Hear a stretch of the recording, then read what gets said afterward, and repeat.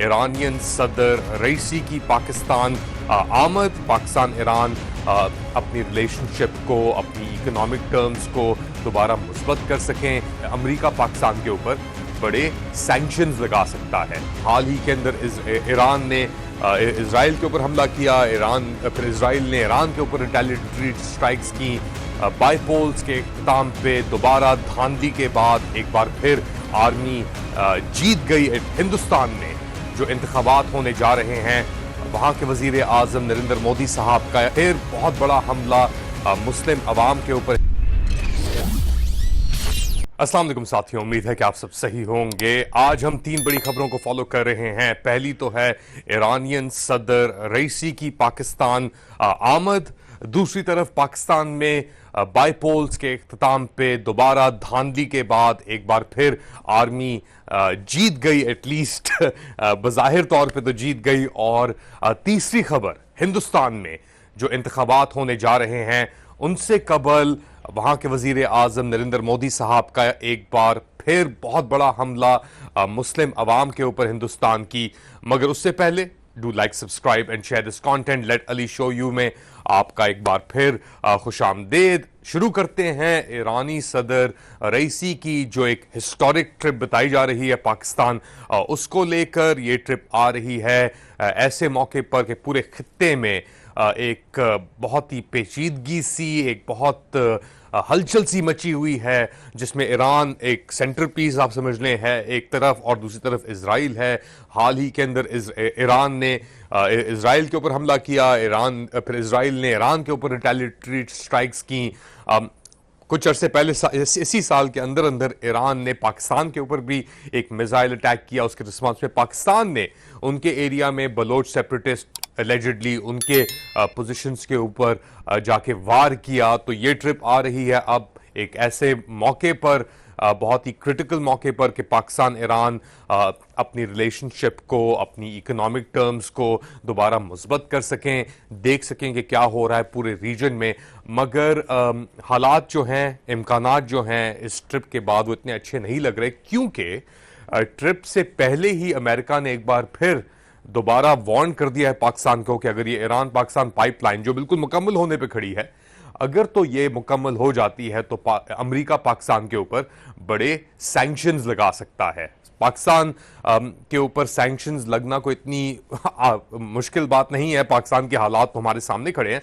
लेकिन इस ट्रिप को लेकर और स्पेशली ईरान को लेकर अमेरिका किसी भी गुंजाइश यानी कोई भी चीज पाकिस्तान को देने के लिए फिलहाल तैयार नहीं है। और ये ट्रिप आ रही है, सैंक्शंस की बात हो रही है। बस पिछले 24-48 घंटे के अंदर भी अमेरिका ने तकरीबन 4 कंपनीज, जिसमें से 3 चीनी कंपनीज हैं और एक बेलारशियन कंपनी है, उनके ऊपर सैंक्शंस लगाए हैं, उनको दोबारा डॉक किया है पाकिस्तान को मिसाइल टेक्नोलॉजी और इक्विपमेंट एक्सपोर्ट करने के लिए। तो पाकिस्तान तो एक अपना कंप्लीटली अपने आप को अमेरिका के साथ अलाइन कर लिया उसने इतना कि ये भी सवाल पूछे जा रहे हैं कि भाई इतनी डिटेल्स कैसे आई, किसने दी इतनी डिटेल्स अमेरिका को कि ये सब ट्रेडिंग चल रही थी।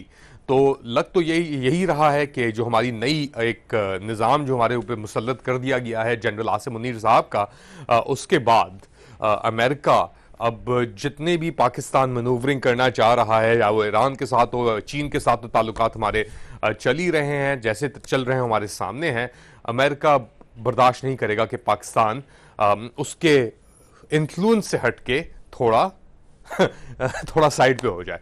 लेकिन पाकिस्तान के अंदर जो सूरत हाल है, अभी बाइपोल्स हुए, उसके अंदर बड़ी ही लंबे मार्जिन से जो प्रो एस्टैब्लिशमेंट PMLN के जो उम्मीदवार थे, ज्यादातर तो ये बेसिकली सूबाई असेंबली की सीटें थी जिनके ऊपर बाइपोल्स हुए हैं, चंद ही सीटें थी नेशनल असेंबली की जिनके ऊपर कंटेस्ट किया गया।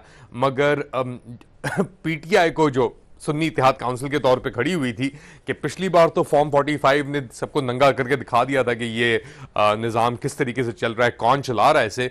इस बार भी जो धांधली हुई है, उन्होंने कहा कि जी पहले ही इंतखाबात खत्म होने से पहले ही फॉर्म 45 भर दो और शाया कर दो, और ये इसकी वीडियोस भी, एविडेंस भी आ रहा है। इसके बावजूद तारीफें और कॉन्ग्रेचुलेशंस और मोहब्बतें इतनी बढ़ाई जा रही हैं कि जी पता नहीं क्या फतह कर लिया इन लोगों ने। ये इनको अंदाजा नहीं है कि ये किस रुख पे पाकिस्तान को लेकर चले गए हैं कि बिल्कुल ही एक मैंडेट चोरी की एक हुकूमत पाकिस्तान के ऊपर मुसल्लत कर दी गई है। लोगों का ईमान वैसे ही उठ चुका था इस पूरे निज़ाम से, और ये जो कार्रवाइयां हो रही थी, मगर अब तो क्या बचा है जीत लें आप। मुबारक हो आपको, बहुत बहुत बहुत बहुत मुबारक हो आपको पाकिस्तान का सत्यानाश करने का, उसका बेड़ा गर्क करने का, उसका आइन की। और इंशाल्लाह उम्मीद है कि आपके साथ भी वही होगा जो आपने पाकिस्तान के साथ किया है इस साल सिर्फ आप कह लें 2022, 23, 24 को तो आप छोड़ ही दें, और मेरे ख्याल से पाकिस्तान का इससे और बुरा हाल होगा, क्योंकि पाकिस्तान अब एक टाइट रोप के अंदर, स्ट्रेट जैकेट में आ चुका है, जब उसके पास ना माशी वसाइल हैं, ना उसके पास कोई पॉलिटिकल मनूवरिंग है, उसकी इंटरनेशनल रिलेशंस वैसे ही तबाहकुन हो चुकी हैं। और इसके साथ साथ एक तरफ तो ये हो रहा है, और दूसरी तरफ पाकिस्तान के ऊपर जो मुसल्लत किए गए हैं लोग अवाम के ऊपर, कि जाहिल अवाम है, वो कहते हैं कि ये वैसे ही इंसान तो है नहीं पाकिस्तानी, और हमें वैसे भी एक इस निगाह से देखते हैं कि बिल्कुल ही बेचारे मिस्कीन किस्म के लोग हैं ये, इनका दिमाग तो चलता नहीं है, ये सब डंडे से चल सकते हैं, इनकी अपनी कोई सलाहियत तो है नहीं। तो इस निगाह से अगर आप देखते हैं, हमें अमेरिका देखता है और हमारी अफवाज हमें देखती है, जो लोग हम पे मुसल्लत किए जाते हैं हमें चलाने के लिए वो देखते हैं, तो इसी निगाह से हिंदुस्तान के जो वजीर आजम हैं नरेंद्र मोदी साहब, वो सब मुसलमानों को देखते हैं जो इस खत्ते के अंदर हैं। उन्होंने अभी एक स्पीच दी है, इलेक्शंस सर पे ही हैं हिंदुस्तान के अंदर, और उनकी एक इलेक्शन रैली के अंदर स्पीच उन्होंने दी, जिसके अंदर उन्होंने डायरेक्टली टारगेट किया मुसलमानों को, उनको घुसपैठिए कहा, उनको रेपिस्ट का इल्ज़ाम उनके ऊपर लगाने की कोशिश की, उनसे कहा कि अगर तुम हमारी औरतों के खिलाफ आओगे तो हम तुम्हें देख लेंगे। उन्होंने कांग्रेस पार्टी के ऊपर भी अटैक किया।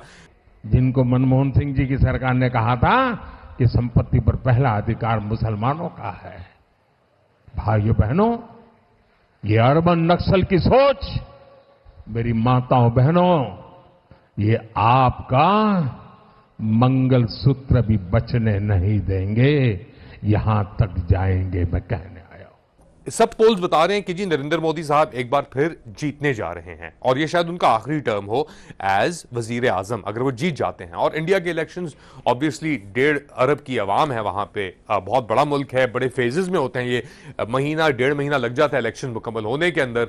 और जो बीजेपी का टारगेट होता है वो होता है सेंट्रल इंडियन स्टेट्स के ऊपर, जिसको वो कहते हैं काउ बेल्ट, यानी गाय की बेल्ट जो है उनकी। साउथ के अंदर उनकी अपनी पॉलिटिक्स है, ईस्ट के अंदर वहां पे बंगाल आ जाता है, उनकी कम्युनिस्ट, और ये अपनी उनकी पॉलिटिक्स है।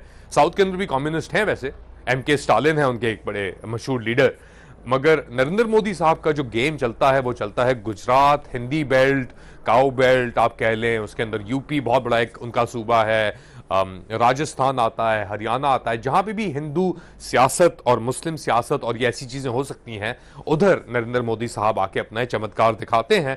और इतनी टारगेटेड स्पीच कई साल से नरेंद्र मोदी साहब ने डायरेक्टली मुसलमानों को अटैक करने के लिए नहीं दी। और किस बुनियाद पे? उस बुनियाद पे कि अभी उनको जो चैलेंज फेस हो रहा है वो पूरा पैन इंडियन एक चैलेंज है। कांग्रेस लीड कर रही है, उनकी इंडिया अलायंस, राहुल गांधी साहब लीड कर रहे हैं, यहां तक कि अभी भी बहुत मजबूत है नरेंद्र मोदी साहब, मगर उनको लगता है कुछ खदशा है कि उनका जो ये ग्रिप है ताकत का, उनकी बीजेपी का, वो कहीं स्लिप ना हो जाए। और इसीलिए अब ये वो नफरत ज़दा अल्फाज, नफरत शुदा अल्फाज जो इस्तेमाल उन्होंने किए हैं, घुस बैठी है, ये वो इस्तेमाल कर रहे हैं। तो हिंदुस्तानी मुसलमानों का भी वही हाल है जो पाकिस्तान में मुसलमानों का है। वहां पे एक हिंदू अक्सरियत, एक हिंदू राज आप कह लें, नरेंद्र मोदी के रूप में और उनकी बीजेपी के रूप में उन पे मुसल्लत है। डेमोक्रेटिकली शायद आप कह लें कि जी वहां पे तो चले निज़ाम उनका जमहूरी है, और जमहूरियत हमेशा अच्छी नहीं होती स्पेशली जब मेजॉरिटेरियनिज्म उसमें आ जाता है।